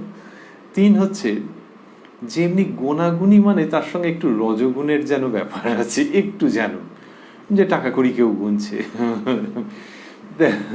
কেউ জনসভায় দেখছেন যে কত লোক এসেছে, মোটামুটি একটা হেড কাউন্ট, একটা এস্টিমেট হয়েছে, এইরকম সাধারণত এটা থাকে আর কি, সাধারণত, সবসময় নয়। কিন্তু গোনাগুনির সঙ্গে ওই একটা ব্যাপার একটু যেন এসে যুক্ত হয়ে যায়। আজকে কত তারিখ? আচ্ছা, ওটা অমুক তারিখে পড়েছে না, তার মানে ধরো আর কদিন আছে, এই। তাহলে এই ভবিষ্যতের চিন্তা, চিন্তা মানে একটা কিছু পরিকল্পনা, সেইটা পরমহংসের ধাতে নেই। তা গোনাগুনিটা পারছেন না, কিন্তু কি অপূর্ব বলছেন, এই অবস্থার পর গণনা হয় না, গণতে গেলে 1, 7, 8 এইরকম গণনা হয়। বলছেন সেই শ্রীরামকৃষ্ণ যিনি গদাধর রূপে টোলের পড়াশোনা সম্পূর্ণ করতে চাননি, চলে এসেছেন, সেই তিনি বলছেন। তো ওই শুভঙ্করীর আঁকে ধাঁধা লাগতো যার, কি অপূর্ব ব্যাপার, তিনি অধ্যাত্ম জগতের একেবারে গভীরে অবগাহন করে বলছেন আর গুনতে পারছি না। পাঠশালায় ওই যে টোলে যেখানে তিনি গেছেন, সেখানে যারা শিক্ষক মহাশয় ছিলেন তারা নিশ্চয়ই সেই সময়তে খুব একটা পছন্দ করেননি যে ছাত্র যদি না আসে, কেউ ভালো বলবে যে চাটুর্যদের বাড়ির এই আসছে না, তা সেকালে হোক একালে হোক, যে ভালো বলবে না। শুভঙ্করীর আঁকে ধাঁধা লাগছে, ঠাকুর বললেন আমি চালকলা বাঁধা বিদ্যা শিখবো না। তা শুভঙ্করীর আঁকে তাহলে কি আমরা পড়াতে পারি না? না না, যে চলে গেল কেন, আসছে না, এ পছন্দ হবে না। তাদের বয়স কত জানি না তো আমরা, কিন্তু তারা যদি অতি দীর্ঘজীবী হতেন তাহলে কি মনে হয় যে যে গদাই তাদের পড়াশোনা করলো না, টোলে এলো না, শুভঙ্করীর আঁকে ধাঁধা লাগলো বলে চলে গেল, তার সম্পর্কে একটু অসন্তোষ থাকারই কথা। কিন্তু সে পরবর্তীকালে এই রামকৃষ্ণ পরমহংস রূপে যখন বলছে বা বলছেন যে এ অবস্থার পর গণনা হয় না, গণতে গেলে 1, 7, 8 এইরূপ গণনা হয়, তখন মনে হয় সেই সব শিক্ষকেরা সাষ্টাঙ্গ প্রণিপাত করবেন যে এইরকম গণনা গুলিয়ে যাওয়ার প্রসঙ্গ আরো আরো শুনতে চাই। যখন শ্রীরামকৃষ্ণ এটি বললেন, তারপরে নরেন্দ্রনাথ বলছেন সব এক কিনা, এটা অন্য দিক দিয়ে বলে দিলেন। এটা অন্য দিক দিয়ে বলে দিলেন যে নরেন্দ্রনাথের তো ওই অদ্বৈতের ভাব, তাই বলছেন ওই 1, 7, 8 ওইটা গুনতে যে পারা যাচ্ছে না, সব এক কিনা। এইটি হচ্ছে নরেন্দ্রনাথের একটু খোঁচা মারাটা হলো যে শ্রীরামকৃষ্ণ দ্বৈত ভাবের কথাও খুব বলেন, তো কলিকালে নারদীয় ভক্তি এইসব বলেন। আবার বলেছেন নরেন্দ্রের অখণ্ডের ঘর, নরেন্দ্র একদিকে, কেদার চুনি এরা সব আরেক দিকে। তা নরেন্দ্রনাথের বিশেষত্বই ওই রকম যে অখণ্ডের দিকে, তার মন অখণ্ডের ঘর, সেইখানেই অবস্থিতি। কিন্তু নরেন্দ্রনাথকেও তিনি দ্বৈতের দিকে খুব আকর্ষণ করেন। আগে তো নরেন্দ্রনাথ ব্রাহ্ম সমাজভুক্ত ছিলেন, নিরাকার উপাসনার দিকে মন ছিল, আর শ্রীরামকৃষ্ণ দ্বৈত সাধনার দিকে খুব তাকে আকর্ষণ করেন। তার কারণ হচ্ছে যে ওই দ্বৈত ভাব নিতে হবে বাবা, এই মায়ার জগৎ সেইখান দিয়ে বুঝতে হবে। আবার লোকশিক্ষা যে দেবেন নরেন্দ্রনাথ, তার জন্যও প্রয়োজন, নরেন্দ্রনাথের নিজের জন্য প্রয়োজন, লোকশিক্ষার জন্য প্রয়োজন। তাহলে নিজের জন্য মায়া শিকার নাকি, তা নয়, কিন্তু এই যে দ্বৈত ভাব, যেকালে শ্রীরামকৃষ্ণ বলছেন যে ব্রহ্ম এবং কালী অভেদ, সেকালে নরেন্দ্রনাথ কেন শুধুই নিরাকারের মধ্যে থাকবেন? দক্ষিণেশ্বরে যখন মা কালীর কাছে গেলেন নরেন্দ্রনাথ সেই সাংসারিক বিপর্যয়ের পর, তখন তো মা কালীর কাছে অজান্তেই সেই সমস্ত প্রেম, বৈরাগ্য এইসব প্রার্থনা করলেন। তারপরে শ্রীরামকৃষ্ণকে এসে বলেছিলেন সেই রাত্রে যে একটি মা কালীর গান শিখিয়ে দিতে। শ্রীরামকৃষ্ণ শেখালেন। তারপরে তিনি বলছেন যে নরেন কালী মেনেছে। এটাতে তার কি আনন্দ যে নরেন্দ্রনাথ কালী মেনেছেন। তাই এই শ্রীরামকৃষ্ণের আগ্রহের জায়গা। সেইখানটাতে একটুখানি নরেন্দ্রনাথের আবার ওই অদ্বৈতের জায়গা থেকে এটি টুক করে বলে দেওয়া যে গুনতে যে পারছেন না, তার কারণ হচ্ছে যে সবটাই ওই অদ্বৈত, অখণ্ড। তো শ্রীরামকৃষ্ণ ওই অদ্বৈতের কথা বলেন, দ্বৈতের কথা বলেন, আবার বলেন কত জায়গায় পাওয়া যায় যে তিনি সাকারও বটে, নিরাকারও বটে, আরও কত কি। তিনি বলেন যে একঘেয়ে বুদ্ধি না করতে, যে আমারটাই সত্য আর সব অসত্য, এরকম বুদ্ধি না করতে। সুতরাং তিনি সাকার, নিরাকার, অর্থাৎ তিনি দ্বৈত, তিনি অদ্বৈত, তিনি আরও কত কি, এটা শ্রীরামকৃষ্ণ বলেন। এই তো তার বিশাল ধর্ম ভাবনার ক্যানভাস। এইখানে নরেন্দ্রনাথ যেই বলেছেন সব এক কি না, তখন শ্রীরামকৃষ্ণ বলছেন, মাস্টারমশাই লিখছেন শ্রীরামকৃষ্ণ না, এক দুয়ের পার। ঠিক নিজের জায়গাটাকে কি সুন্দরভাবে রেখে দিচ্ছেন। বলছেন না, এক দুয়ের পার, অর্থাৎ আমার দুইও নয়, তোমার একও নয়, আবার এই দুটোই বটে, দুইও বটে, একও বটে, আবার এর পারে আরও কত কি। সেই জায়গাটি সঙ্গে সঙ্গে নিজেও যেন স্মরণ করছেন, আনন্দ করছেন, আবার নরেন্দ্রনাথকে অবশ্যই স্মরণ করিয়ে দিচ্ছেন। মহিমাচরণ আজ্ঞা হ্যাঁ, দ্বৈতাদ্বৈত বিবর্জিতম, একটু আগে যেটি বলেছেন সেটিকে তিনি আবার উচ্চারণ করছেন। কিন্তু ঠাকুর এবং নরেন্দ্রনাথের মধ্যে এটা একটা এক্সক্লুসিভ বিনিময় হচ্ছে, বোঝাই যাচ্ছে। তারপর শ্রীরামকৃষ্ণ কি চমৎকার করে বলছেন,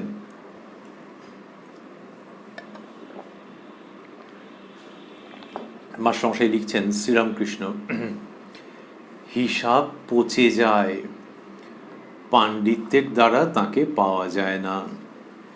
তিনি শাস্ত্র, বেদ, পুরাণ, তন্ত্রের পার। হাতে একখানা বই যদি দেখি, জ্ঞানী হলেও তাকে রাজর্ষি বলে কই।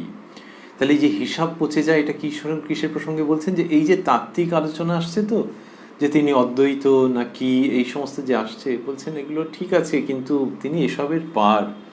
হিসাব পচে, পাণ্ডিত্যের দ্বারা তাকে পাওয়া যায় না।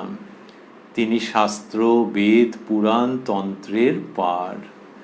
তার ওই যে বেদ, পুরাণ, তন্ত্র বলছেন, তার মানে তার মধ্যে দ্বৈত, বিশিষ্টাদ্বৈত, অদ্বৈত যত রকম ভাব আছে সেই সব কিছুকে অতিক্রম করে তিনি অবস্থান করছেন।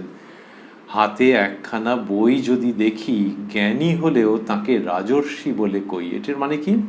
এটা মানে হচ্ছে যে যদি কেউ জ্ঞানী হন, অর্থাৎ সেই নিরাকার ব্রহ্মের উপাসনা করেছেন, সেই সত্যকে প্রাপ্ত হয়েছেন, কিন্তু হাতে একটা বই, তো বইতে অসুবিধে কি? বই মানেই হচ্ছে যে জগতের দিকে মন আছে, শাস্ত্রের দিকে মন আছে, আর তো শাস্ত্রের তার কোনো প্রয়োজন থাকছে না। কেননা তিনি যা পাচ্ছেন প্রকৃত জ্ঞানী হলে সেটি হচ্ছে যে শাস্ত্রকে ছাড়িয়ে যাবেন তো তিনি, তাহলে আর শাস্ত্রের প্রয়োজন, শাস্ত্র তার নিরর্থক হচ্ছে না, কিন্তু এমন কিছু পাচ্ছেন যেটি শাস্ত্রকে ছাড়িয়ে যাচ্ছে। এবং শাস্ত্রের মধ্যেই এইসব কথা তো আছে, পরাবিদ্যার প্রসঙ্গে আছে, যে সেই অক্ষর ব্রহ্মের যে জ্ঞান সেটিকেই বলা হচ্ছে পরাবিদ্যা, যেটা কোনো গ্রন্থের মধ্যে নেই। তাহলে ওর হাতে বই কেন? বই এটা প্রতীকী হিসেবে বলা, যে বই মানেই হচ্ছে যে সাংসারিক কিছু চিন্তাও নিশ্চয়ই, জাগতিক কিছু চিন্তাও আছে, উনি হয়তো কাউকে বুঝিয়ে বলবেন ইত্যাদি ইত্যাদি। তাহলে এই যে ঋষি, জ্ঞানী ঋষি, কিন্তু এর আবার জগতের দিকেও মন আছে, জগতের প্রতিও কিছু কর্তব্য আছে। সেইখানে শ্রীরামকৃষ্ণ বলছেন, হাতে একখানা বই যদি দেখি, জ্ঞানী হলেও তাকে রাজর্ষি বলে কই। রাজা যুক্ত ঋষি, বলছেন রাজর্ষি বলে কই। তাহলে রাজা যুক্ত ঋষি, তিনি ঋষি, আবার কিছু রাজকর্ম তার আছে, মানে ওই রজগুণের কিছু কর্মও আছে। ব্রহ্মর্ষির কোনো চিহ্ন থাকে না। এই আমাদের শাস্ত্রে ঋষিদের নানান রকম আছে তো, তার মধ্যে ব্রহ্মর্ষি হচ্ছেন যিনি সবচেয়ে ওপরে, আর রাজর্ষি আর একটু নিচে। ওপরে নিচে মানে ব্রহ্মর্ষি হচ্ছেন যে যার আর কোনো জগতের সঙ্গে কোনো যোগাযোগ থাকছে না। তো শ্রীরামকৃষ্ণ সেটি যে বলছেন, তার মধ্যে দিয়ে তার নিজের অবস্থার ইঙ্গিত থেকে যাচ্ছে অবশ্যম্ভাবীভাবে, কিন্তু তিনি তার মতো কথায় কথায় বলে যাচ্ছেন এই অমৃত কথা। ব্রহ্মর্ষির কোনো চিহ্ন থাকে না। শাস্ত্রের কি ব্যবহার জানো? একজন চিঠি লিখেছিল, 5 সের সন্দেশ ও 1খানা কাপড় পাঠাইবে। যে চিঠি পেলে সে চিঠি পড়ে 5 সের সন্দেশ ও 1খানা কাপড় এই কথা মনে রেখে চিঠিখানা ফেলে দিলে। আর চিঠির কি দরকার? এটি বলছেন। তা যে চিঠিটা যখন পেয়েছে 5 সের সন্দেশ আর 1খানা কাপড়, তারপর চিঠিখানা ফেলে দিলে। এই যে ফেলে দিলে খুব তাৎপর্যপূর্ণ উচ্চারণ, যে তার মানে এটার মানে অশ্রদ্ধা নয়, কিন্তু তার মানে হচ্ছে যে আর প্রয়োজন নেই। শাস্ত্র সেরকম অধ্যয়ন করে যখন তুমি বুঝতে পারছো শাস্ত্রের মধ্যে তো লক্ষণ রয়েছে, কতগুলিকে বলা হয় স্বরূপ লক্ষণ, কতগুলিকে বলা হয় আভাস লক্ষণ, কিন্তু সেই সবটা মিলিয়ে সেই পূর্ণ সত্য নয়। এই যদি স্বরূপ লক্ষণও তুমি পড়ো তাহলেই কি তাকে পেয়ে গেলে নাকি? তাহলে স্বরূপ লক্ষণ আভাস লক্ষণ মিলিয়ে তার দিকে অগ্রসর হওয়া। যখন অগ্রসর হচ্ছে তখন আর ওই শাস্ত্রের বন্ধনের মধ্যে থেকো না, শাস্ত্রের বন্ধনের মধ্যে তখন থেকো না, নিজের মনের জগতে ডুব দাও। সেই মনের জগতে ডুব দেওয়ার প্রসঙ্গ শাস্ত্রে আছে, কিন্তু আর বই ধরে চলো না। বই ধরে চললে একটা জায়গায় তুমি আটকে যাবে, কিন্তু সেই ব্যারিয়ারটা ক্রস করলে, সেই থ্রেশহোল্ডটা ক্রস করলে, তবে সেই সীমারেখাটা অতিক্রম করলে তবে তুমি অধ্যাত্ম জগতের গভীরে প্রবেশ করবে। তা সেই জন্যে তখন আর শাস্ত্রের দিকে ফিরে ফিরে তাকিও না। এইটি হচ্ছে বক্তব্য। এমনিতেও যদি কেউ কাব্য সাহিত্য খুব করে অধ্যয়ন করেন, কবিতা ধরা যাক অধ্যয়ন করেছেন, ছন্দ নিয়ে অনেক পড়াশোনা করেছেন, কিন্তু যখন তার মধ্যে একটা ভাব আসছে, ভারী সুন্দর ভাব বা একটা বিষাদের ভাব, অনেক রস আছে তো সাহিত্যের দিক দিয়ে, তো এবং যখন সেটা কবিতার রূপ নিচ্ছে, তখন সেই কবিতার রূপটা যখন আসবে, এবার যদি তিনি খুব কনসিয়াসলি মেলাতে চান মিটারের ছন্দের জায়গাটা, যে ঠিক অঙ্কের হিসেবে মিলছে কিনা, তাহলে তো হবে না। ওই ফ্লোটার মধ্যে ডুব দিতে হবে, যে দেখা যাক কি কোথায় আমাকে সেটা নিয়ে যায়, কোন উচ্চারণ শতোৎসারিত হতে চায়, দেখা যাক সেটা। এবং নতুন নতুন ছন্দও তো জন্ম নেয়। তো এই সমস্ত যে আছে, সেখানে হচ্ছে যে ছন্দের বই অপ্রাসঙ্গিক নয়, কিন্তু অনুভবের ছন্দ আরেক রকম গো, সেটাকে অনুসরণ করো। তো শ্রীরামকৃষ্ণ সেই জায়গাতে নিয়ে আসছেন অধ্যাত্ম ক্ষেত্রে, এবং নিয়ে সে ওইটিকে বলছেন তো যে এই সন্দেশ আর কাপড় যখন পড়া হয়েছে তখন চিঠিখানা ফেলে দিলে, আর চিঠির কি দরকার।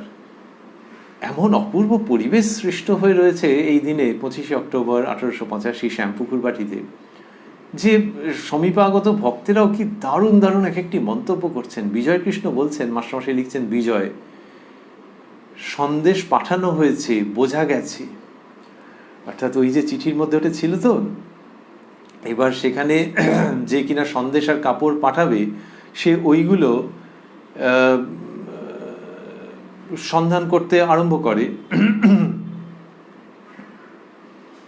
যে চিঠি পেলে সে চিঠি পড়ে 5 সের সন্দেশ ও 1খানা কাপড় এই কথা মনে রেখে চিঠিখানা ফেলে দিলে। এই কথা মনে রেখে মানে এগুলো কিনতে হবে, জোগাড় করতে হবে, এটা করে চিঠি ফেলে দিলে। তাই জোগাড় কি সত্যি হয়েছিল? জোগাড় করে কোথাও পাঠানোর কথা, তো পাঠানো কি হয়েছিল এখানে তো বলা নেই। বিজয় কৃষ্ণ সেই জায়গাটা যেন সম্পূর্ণ করছেন, বলছেন সন্দেশ পাঠানো হয়েছে, বোঝা গেছে। অর্থাৎ শ্রীরামকৃষ্ণের ক্ষেত্রে it's done, he has surpassed the scriptures, শাস্ত্রকে তিনি ছাড়িয়ে গেছেন। এবং ওই যে সন্দেশ পাঠানো মানে হচ্ছে যে সেই পরম সত্যকে লাভ করা, যে সন্দেশ কিনে পাঠানো, তার মানে সেই পরম সত্যের মধ্যে চিরতরে অবস্থান করা, সেটা হয়ে গেছে। তাই ওই গল্পের মধ্যে যেরকম আছে সেই ভঙ্গিটাকে পিক আপ করছেন শ্রীযুক্ত বিজয়কৃষ্ণ, আর বলছেন সন্দেশ পাঠানো হয়েছে, বোঝা গেছে। চমৎকার জিনিস বললেন। এর মধ্যে দিয়ে অন্য রকমের সন্দেশ আমরা পাচ্ছি, খুব সুস্বাদু, এবং সন্দেশ মানে যে সংবাদ, তাও আমরা পাচ্ছি, যে শ্রীরামকৃষ্ণের ক্ষেত্রে এই পূর্ণ প্রকাশ, সেই সন্দেশ বিজয়কৃষ্ণ মহাশয়ও আমাদের কাছে পাঠাচ্ছেন, কোনো সন্দেহ নেই। শ্রীরামকৃষ্ণ মানুষ দেহ ধারণ করে ঈশ্বর অবতীর্ণ হন। তিনি সর্বস্থানে সর্বভূতে আছেন বটে, কিন্তু অবতার না হলে জীবের আকাঙ্ক্ষা পুরে না, প্রয়োজন মেটে না। কিরকম জানো? গরুর যেখানটা ছোঁবে গরুকে ছোঁয়াই হয় বটে, শিংটা ছুঁলেও গাইটাকে ছোঁয়া হলো, কিন্তু গাইটার বাঁট থেকেই দুধ হয়। ওই অবতার তত্ত্বের কথা বলছেন যে মানুষ দেহ ধারণ করে ঈশ্বর অবতীর্ণ হন। পরিষ্কার করে এই অবতার তত্ত্ব উচ্চারণ করছেন, করে বলছেন যে সর্বস্থানে সর্বভূতে আছেন বটে, কিন্তু অবতার না হলে জীবের আকাঙ্ক্ষা পুরে না, প্রয়োজন মেটে না। ওই মানুষ অবতার রূপে দেখতে চায়, যে মানুষ রূপে দেখতে চায়, যার চরণ স্পর্শ করে প্রণাম করা যাবে, যার কাছে মাথা নিচু করা যাবে, যার শরণাগত হওয়া যাবে প্রত্যক্ষত। তা সেইটি মানুষ চায়, না হলে ঠিক স্বাদ মিটতে চায় না। ওই ভক্তের কল্যাণের জন্যই তিনি অবতীর্ণ হন। ওই যে আছে গানের মধ্যে, সাধকের বাঞ্ছা পূর্ণ কর নানা রূপ ধারিণী, মায়ের গানে আছে। তো ঈশ্বর সাধক সাধিকার আর কি বাঞ্ছা পূর্ণ করছেন নানান রূপ ধরে, অর্থাৎ তিনি অবতীর্ণ হচ্ছেন। তো ঈশ্বরীয় রূপ দর্শন হচ্ছে, সেখানে নানান রকম রূপ। আবার ওই তিনি মানুষ রূপেও অবতীর্ণ হচ্ছেন, তোমার সঙ্গে কথা কইছেন, অন্যদের সঙ্গে আলাপ হচ্ছে, এইটা। তাহলে ওই যে সাধকের বাঞ্ছা পূর্ণ, আমরা সেই জায়গাটিকে ভাবছি যে যদা যদা হি ধর্মস্য গ্লানির্ভবতি ভারত, এই সমস্ত যে বলা হয়েছে, তো কি সুন্দর করে যে এই কারণে তিনি আবির্ভূত হন। পরিত্রাণায় সাধূনাম, তো এই যে সাধুদের পরিত্রাণের জন্য, সেইখানেই সাধকের বাঞ্ছা পূর্ণ। তো সাধকের বাঞ্ছা পূর্ণ করবার জন্য এই সচ্চিদানন্দ নানান অবতারের রূপে বিভিন্ন সময় জগতে অবতীর্ণ হন। তো এইখানে হলো কি, শ্রীরামকৃষ্ণ সেই প্রসঙ্গ বলছেন যে তিনি সর্বস্থানে সর্বভূতে আছেন বটে, কিন্তু অবতার না হলে জীবের আকাঙ্ক্ষা পুরে না, প্রয়োজন মেটে না। বললেন গরুর কথা, যে গরুর যেখানটা ছোঁবে, গরুকে ছোঁয়াই হয় বটে, শিংটা ছুঁলেও গাইটাকে ছোঁয়া হয়, শিংটা ছুঁলেও গাইটাকে ছোঁয়া হলো, কিন্তু গাইটার বাঁট থেকেই দুধ হয়। এটা বলতে সবাই হেসে ফেললেন। কি অপূর্ব পরিবেশ তৈরি হচ্ছে, যে গৌমাতাকে স্মরণ করে ওইরকম একটা জায়গায় যেন নিয়ে গেলেন, গোশালায় যেন নিয়ে গেলেন, নিয়ে গিয়ে দেখো যে দুধ যেখান থেকে আসছে, তো গাইটার বাঁট থেকেই দুধ হয়। আর শিং টিংয়ের প্রসঙ্গ বলছেন, কি অপূর্ব যে ঘরের মধ্যে বসে আছেন, কিন্তু যেন একটা মুক্ত অঙ্গনে নিয়ে গিয়ে কথা হচ্ছে, গোমাতার সামনে দাঁড়িয়ে কথা হচ্ছে, এইরকম। তো এই যে this charming and spirited and vibrant atmosphere যে তিনি সৃষ্টি করছেন, ভক্তরাও তার মধ্যে খুব আনন্দ করছেন। মহিমা চক্রবর্তী মহাশয় বলছেন, মাস্টারমশাই লিখছেন, মহিমা, দুধ যদি দরকার হয়, গাইটার শিঙে মুখ দিলে কি হবে, বাঁটে মুখ দিতে হবে, সকলের হাস্য। মানে ওই পরিবেশটা শ্রীরামকৃষ্ণ চার্জ করে দিচ্ছেন তো একেবারেই। তো ওইটার মধ্যে একটুখানি এনজয় করছেন মহিমা বাবু, আর বলছেন যে ভুল করে যদি শিঙে গিয়ে মুখ দেয় তাহলে কি হবে, বাঁটে মুখ দিতে হবে। তখন সবাই হেসে ফেলেছেন, কিন্তু একটা ভাবেতে এই কথাগুলো হচ্ছে, সেটা বোঝা যাবে একটু বাদেই। বিজয় কৃষ্ণ মহাশয় বলছেন, মাস্টারমশাই লিখছেন, বিজয়, কিন্তু বাছুর প্রথম এদিক ওদিক ঢু মারে। তা সে মুতোমুতি করতে থাকে, প্রথম এদিক ওদিক ঢু মারছে। এইটা যখন বলেছেন, তখন ওই যে বলা হয় শেষ হাসছেন শ্রীরামকৃষ্ণ। তিনি কি করলেন, মাস্টারমশাই লিখছেন, শ্রীরামকৃষ্ণ হাসিতে হাসিতে, আবার কেউ হয়তো বাছুরকে ওই রকম করতে দেখে বাঁটটা ধরিয়ে দেয়, সকলের হাস্য। আহা, ওই যে বাছুর প্রথম এদিক ওদিক ঢু মারে, তাহলে ওই যে মানুষে গিয়ে তো শিং টিংগুলো যদি ওরকম একটা কল্পিত হাস্যকর পরিবেশ, যে শিংটা গিয়ে ধরেছে, আরে বাঁট থেকে তো দুধ আসবে, তাহলে কি করে হবে। তখন বিজয় কৃষ্ণের বলার উদ্দেশ্য জানো যে না, এরকম হয়, বাছুর ঠিক করতে পারে না, প্রথম এদিক ওদিক ঢু মারে। তাহলে ওই রকম একটু হাসির দিকে গড়িয়ে যাচ্ছিল, শ্রীরামকৃষ্ণ সেটাকে এনজয় করছেন, বোঝা যাচ্ছে। মাস্টারমশাই লিখছেন, শ্রীরামকৃষ্ণ হাসিতে হাসিতে, একবারও বলছেন না যে না না না না, উপমাটা অন্যদিকে চলে যাচ্ছে, এই তোমরা কি সব বলছো, আচ্ছা ঠিক আছে, যা বলছো শুনেছি, এবার শোনো। এই ভঙ্গি, শ্রীরামকৃষ্ণ হাসিতে হাসিতে, আবার কেউ হয়তো বাছুরকে ওই রকম করতে দেখে বাঁটটা ধরিয়ে দেয়, সকলের হাস্য।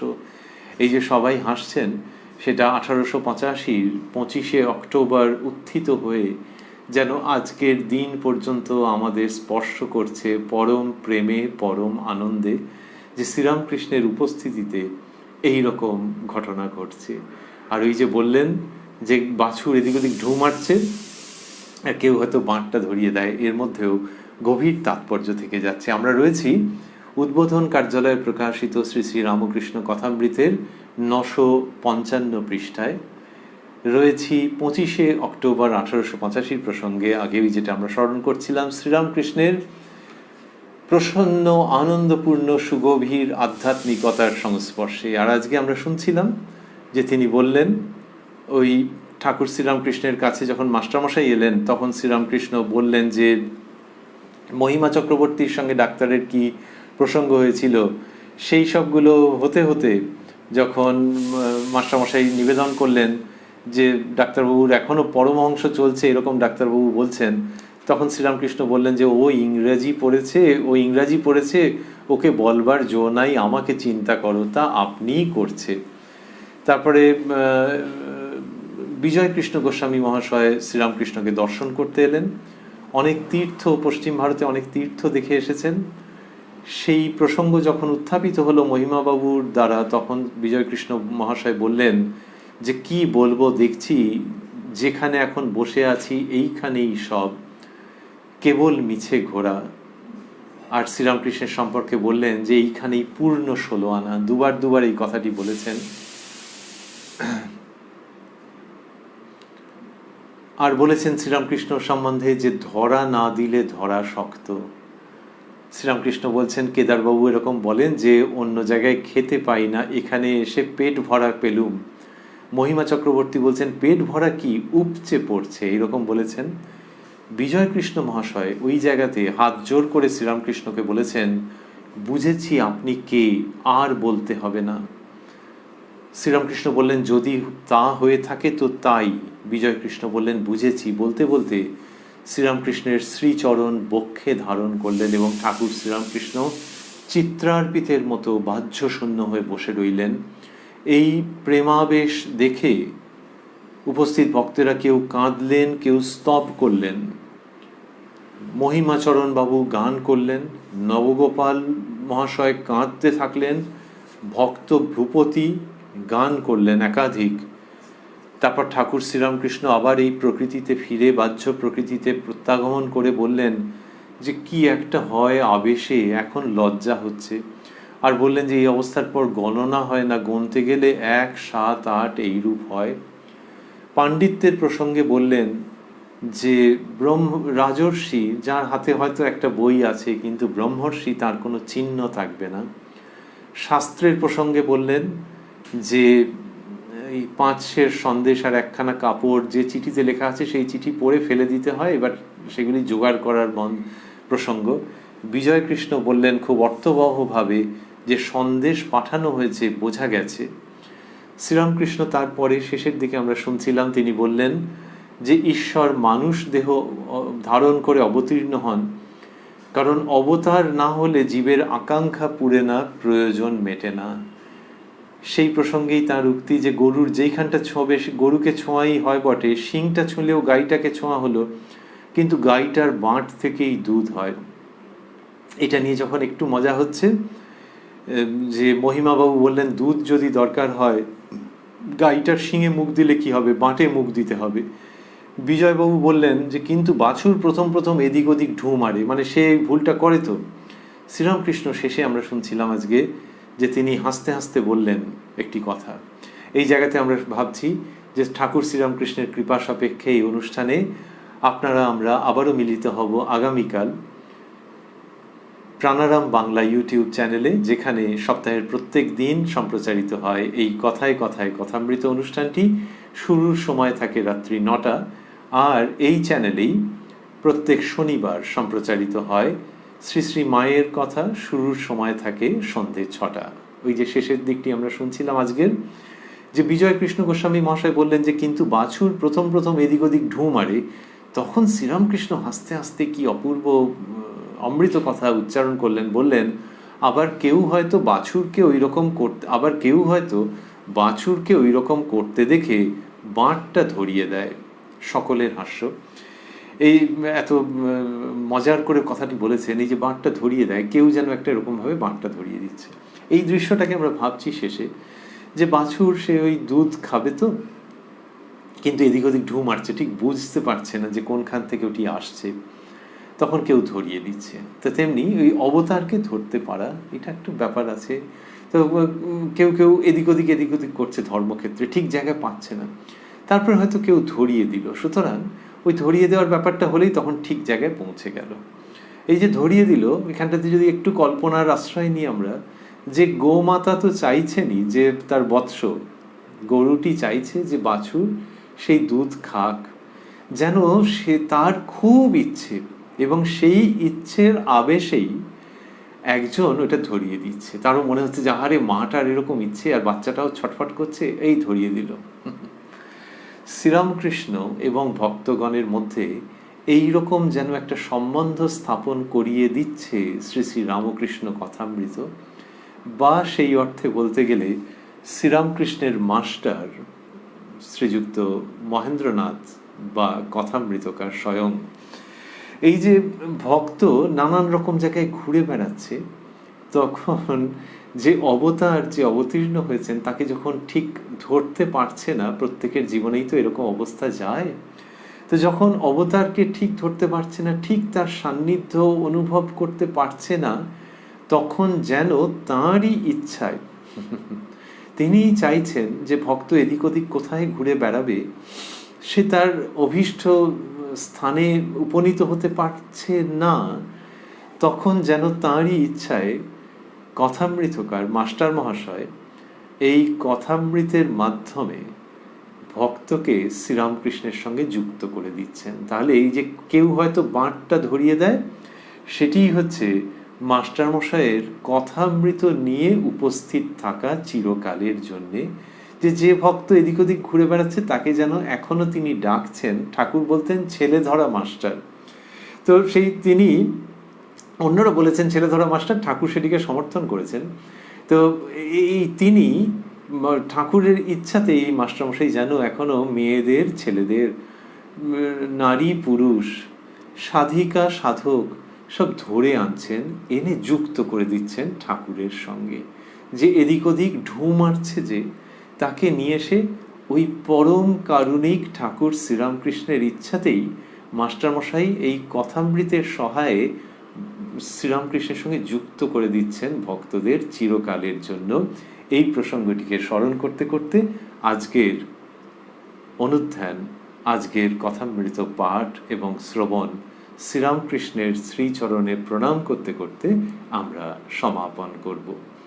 ওং নিরঞ্জনং নিত্যম অনন্ত রূপং ভক্তানুকম্পাধৃত বিগ্রহং বৈ ঈশাবতারং পরমেশমিড্যং তং রামকৃষ্ণং শিরসা নমামঃ। প্রালারাম প্রালারাম প্রালারাম প্রালারাম প্রালারাম প্রালারাম, কি যেন লোকানো নামে তাই মিষ্ট এত তব নাম। প্রালারাম প্রালারাম